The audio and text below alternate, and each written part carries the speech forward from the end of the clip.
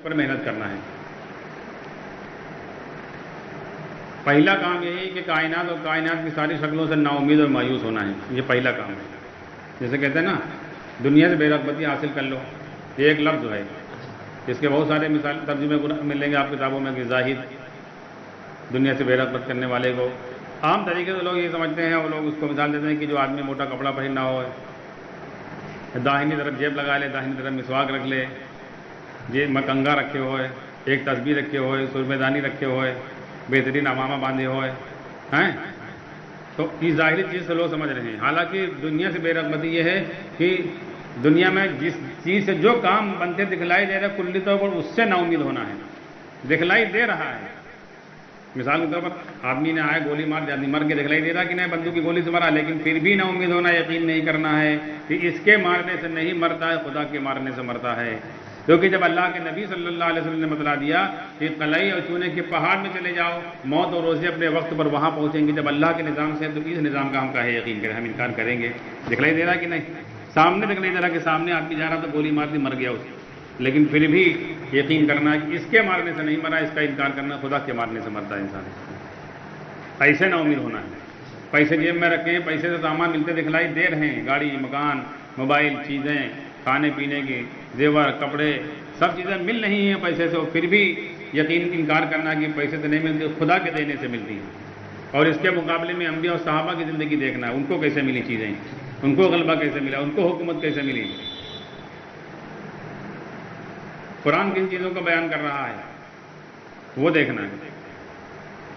نا امید ہونے کے مطلب یہ ہے کہ جہاں جہاں سے ہوتا دکھلائی دے رہا ہے اس کا کلی طور پر اپنے دل کے اندر سے یقین نکالنا ہے، کیونکہ ہوتا دکھلائی دیتا ہے۔ آپ دیکھو اسکرین پر جو چیزیں دکھلائی دیتے ہیں، ارے پکچر میں دیکھ لو، آپ پکچر میں جو اسکرین پر دکھلائی دیتے ہیں، ایک ایک ہیرو کتنے مرتبہ مر چکا ہے، ہاں کتنی گولی پڑی ہوئی ہے، آوازوں تو زندہ ہے کہ نہیں؟ دلیپ کمار ابھی زندہ ہے، اور پکچر دیکھنے والوں کا ہم تو ایک بار نہیں دیکھے ہیں، لیکن دیکھنے والوں کا معلوم ہے کتنے مرتبہ گولی پڑی ہوئی ہے ان کے، کوئی یقین کرا تھا کہ مر گوا، اور سامنے دکھلائی تو گولی ماری مر گوا، گاڑی کا ایکسیڈنٹ ہوا، گاڑی لڑ گئی، بلڈنگ پوری گر گئی، کتنی بلڈنگیں ابھی موجود ہیں وہ ماں گرا چکی ہوئی ہیں، جتنے آدمی کو ماں مار چکے ہیں وہ سب اپنی موت سے مرے ہیں، سب زندہ ہوئی ہیں دنیا میں، کچھ زندہ ہیں کچھ مر گئے ہیں، اپنے اللہ ان کے موت لکھی ہوئی ہے، لیکن عمر کو یقین کرا تھا کہ مرا، اور سامنے دکھلائی دیتے کہ نہیں؟ ہاں دکھلائی دیتا کہ 50 منزل کی بلڈنگ سے کود پڑے اور وہ آدمی زندہ ہے، اور آدمی دیکھ رہا ہے، جیسے وہاں انکار کر رہا ہے آدمی ایسے دیکھ رہا ہے، ایسے دنیا میں سمجھ لو ہر چیز اسکرین پر دکھلائی دے رہا ہے، اصلی نظام نہیں دکھلائی دے رہا، اصلی نظام قرآن بیان کر رہا، نبی بیان کر رہے ہیں۔ بھائی آپ وہاں دیکھ رہے ہو کہ دلیپ کمار 50 منزل کی بلڈنگ سے گر پڑے اور مر گئے، دلیپ کمار وہاں ہیں، وہ تو بمبئی میں کہیں بیٹھے ہوئے، ہوٹل میں اے سی میں سو رہے ہیں، کار میں بیٹھے ہوئے ہیں، وہاں تھوڑے ہیں، لیکن وہ آپ کا دکھلائی دے رہا ہے کہاں اتنی ہم کیا کر رہے ہیں؟ ایسے جو آپ کا دکھلائی دے رہا ہے جو کچھ نہیں، خدا کا غیبی نظام، وہ نظام آپ کا دکھلائی نہیں دے رہا، اس کو انبیاء بیان کر رہے ہیں، قرآن بیان کر رہا ہے، قرآن پر ایمان لائے نہیں رہے، انبیاء پر ایمان لائے نہیں رہے ہو۔ تو جیسے اسکرین پر ساری چیزوں کا ہم انکار کر رہے ہیں، ایسے انکار کرنا اس کا، اس نظام سے کچھ نہیں ہو رہا ہے، خدا کے نظام سے ہو رہا ہے۔ ایسے دجال سامنے دکھلائے گا، ابھی تو اسکرین پہ دیکھ لو، دجال سامنے دکھلائے گا، آپ کو مار کر زندہ کرے گا، بنجر زمین کو اسی وقت پوری فصل تیار کر کے دکھلائے گا۔ قحط ساری پڑ چکی ہے کہ جو جانور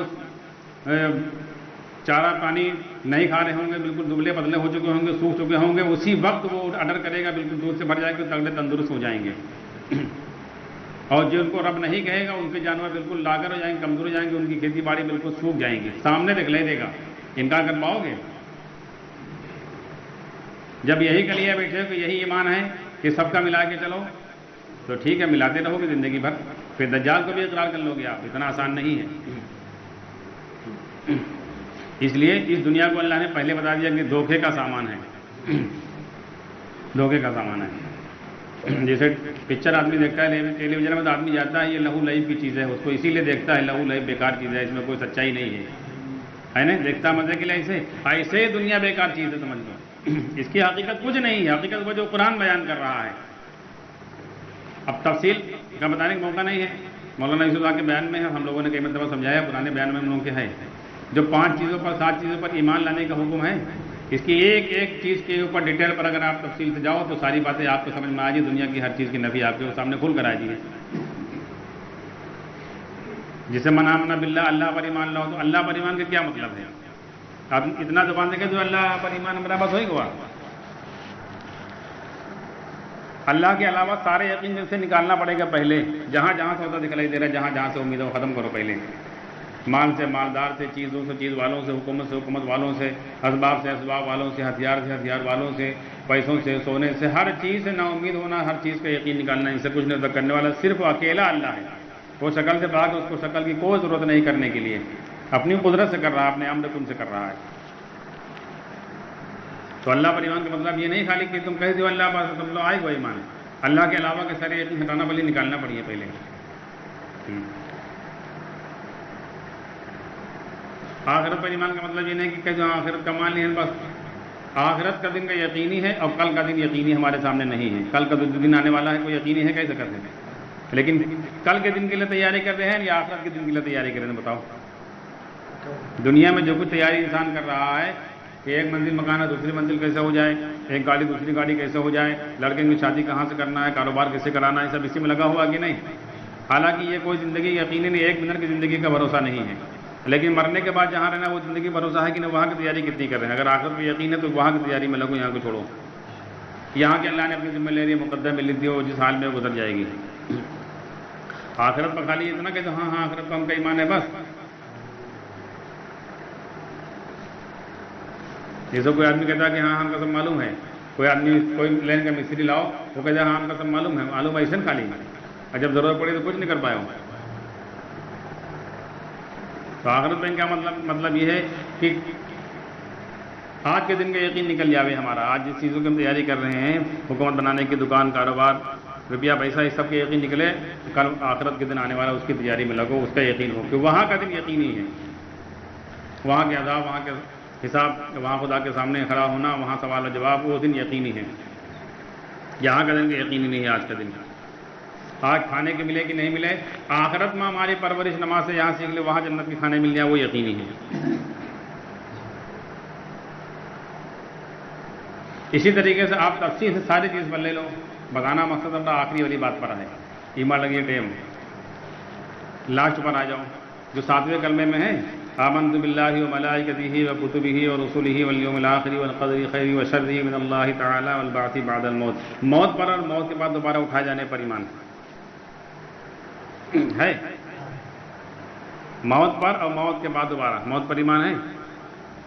اللہ کے دیکھو ایک چیز سمجھو، اللہ تبارک تعالیٰ نے دنیا میں ایک ایسی جماعت ہے جس کا دنیا میں وعدہ کر لیا، مغفرت کا اللہ نے اعلان کر دیا. اللہ تعالیٰ نے ایک جماعت دنیا میں ایسی جس کی مغفرت کا اعلان اللہ نے دنیا میں کر دیا، اور اس جماعت سے کہہ دیا کہ پہلے جو کر چکے ہو تو معافی کر چکے، آئندہ کرو گے تو سب معاف. جبکہ آئندہ کوئی بھروسہ نہیں، پتہ نہیں کون کام آدمی کر لے. سوچو پہلے. ابھی مان کے چلو کوئی آدمی کو ٹھیکہ دے دو، مثال کے طور پر 50 لاکھ روپے ٹھیکہ، پورا 50 لاکھ پہلے دے دو کہ بھیا آپ کو بناؤ، جا کر کو بھاگیے کہ نہ بھاگیے. ہاں مزدور لیا کام کرنے کے لیے کہ بھیا سال کام چلیے، پورے سال کے پیسے دے دو پہلے دن. تو وہ چلا جائے کہ بھیا اماں کی ٹانگ ٹوٹ گئی، کہا بتاؤ میڈیکل کالج میں بھرتی ہے، چاہے ٹوٹی ووٹی نہ ہو لیکن وہ آپ کا ملی ہے نا انشاءاللہ، وہ ڈھونڈنے کے لیے وہ آپ. لیکن اللہ نے پہلے وعدہ کر لیا کہ جنتی ہے، اور پچھلے گناہ تو معافی کر دیا، آئندہ کریں گے تو معاف. بہت بڑی بات ہے، آپ اندازہ لگاؤ، غور کرو. کس سے وعدہ کیا تھا؟ بدری صحابہ سے. اگلے پچھلے گناہ معاف ہونے کا بدری صحابہ سے، مغفرت تو سارے صحابہ کی. پچھلے گناہ معاف، آئندہ کریں گے صرف بدری صحابہ کے اللہ نے کہا. کس پر غور کرو، کس پر اللہ نے وعدہ کیا تھا. ہم لوگ ہر چیز کو عمل سے جوڑتے ہیں، کوئی عمل بھی نہیں تھا وہاں، صرف نماز ملی تھی، شروعات ہوئی تھی. نہ روزہ، نہ زکوٰۃ، نہ حج، نہ قرآن کی تلاوت، نہ تسبیح، نہ کوئی دعا، نہ شراب حرام، نہ جوا حرام، کچھ نہیں تھا. اللہ نے اتنی بڑی گارنٹی کی. بعد والے تو سب پہلے دن سے عمل کر رہی تھے، 13 سال کچھ ہونے کی ہی نہیں. شرابوں چل رہی ہے اور ایمان سیکھا جا رہا ہے، سودوں کا کاروبار چل رہا ہے اور ایمان سیکھا جا رہا ہے. عورتیں بے پردہ ہو نکل نہیں، پردے کا حکم نہیں، اس میں ایمان سیکھا جا رہا ہے. اور جو بعد میں ایمان لایا وہ پہلے دن سے ساری چیزوں کی پابندی، شراب بھی حرام، جوا بھی، سود بھی، داڑھی، کرتا پاجامہ، نماز، روزہ سب لے کر چل رہے ہیں، اور اعلان مغفرت تو ان کا ہی ہوا. آپ غور کرو پہلے کس چیز پر اللہ نے کیا ہے، اصل چیز کیا ہے. وہی بات پہلے والی، جس کے پاس کاغذ ہوتے ہیں وہ مانا جاتا ہے. اگر مان کے چلو انگریزوں کے زمانے میں آپ کے دادا پردادا کے نام کوئی زمین لکھا پڑی رہا ہے، چاہے 10 روپے کے کاغذ پر ہوئے، تو آج اس کی رجسٹری سے بڑی ویلو ہے. اگر 1 روپے کے کاغذ پر لکھی ہے، 1 روپے کا ٹکٹ لگا ہے، تو جو آج 10 لاکھ روپے کا کاغذ ہے اس سے زیادہ ویلو اس کی ہے. کاغذ اگر تمہارے پاس ہے اور اگر گورنمنٹ نے قبضہ کر چکی ہے تو اس کا معاوضہ آپ کا دے گی اتنا جتنی آج کی ویلو ہے. دے گی کہ نہیں دے گی؟ کام آیا کہ نہیں کام آیا؟